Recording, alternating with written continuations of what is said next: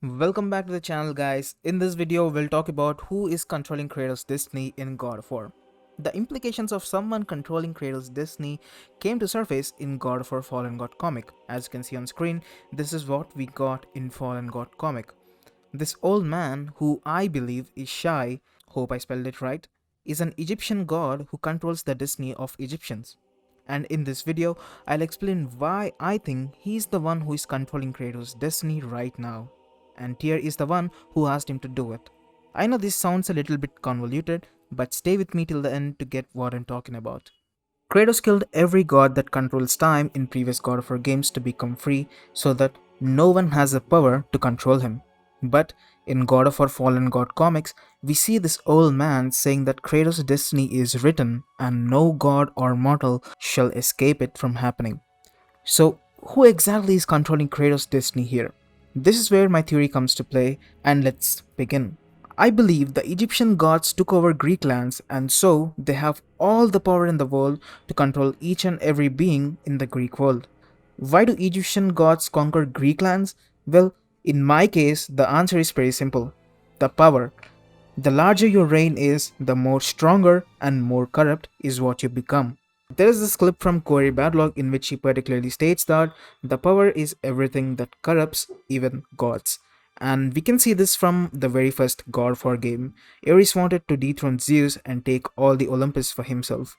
Hercules wanted to kill Kratos and become the next God of War. Zeus wanted to kill Kratos so that he can rule the Greek lands, and many more, right? The series has plenty of moments like these where power means everything to someone who wants to be superior in this world. The relentless battles of gods and titans is the perfect example for this one. And I believe the same when it comes to Egypt gods. I want you to watch this clip of David Jaffe speaking about God of War. You kill Zeus in the first couple of minutes of God of War 3. There's a vacuum in There's a vacuum on Earth because the Greek mythology religion is in shambles. The other religions and gods rush in, Norse mythology, Egyptian mythology, to kind of take over that place now that Zeus is no longer a power.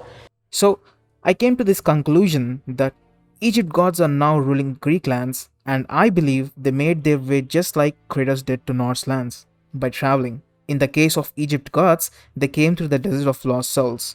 Yes, I believe the Desert of Lost Souls is connected to the Egypt on the other end, which we never explored in the very first game.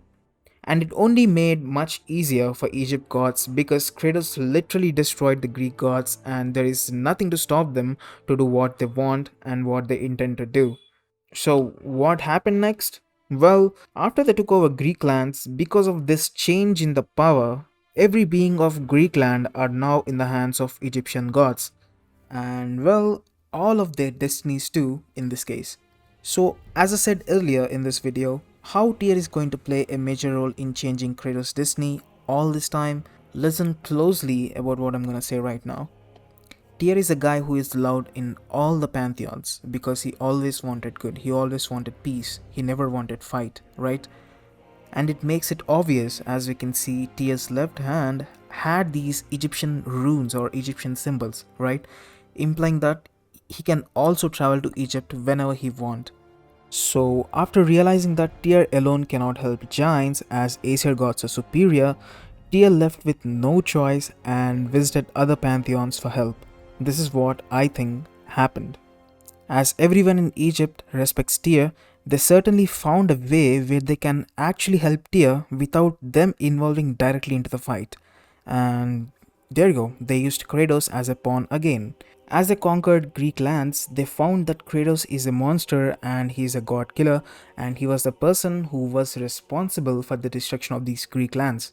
And therefore, they rewritten Kratos' destiny and made sure that he's gonna reach Norse lands. I believe this is how Tyr is gonna betray us, because he is the reason why Kratos is in this mess all over again. So that's it, lads. This is my theory on who is controlling Kratos' destiny. So if you liked this video, please make sure to like it and please make sure to subscribe to the channel. We'll meet you guys in the next video very soon. Till then, bye bye.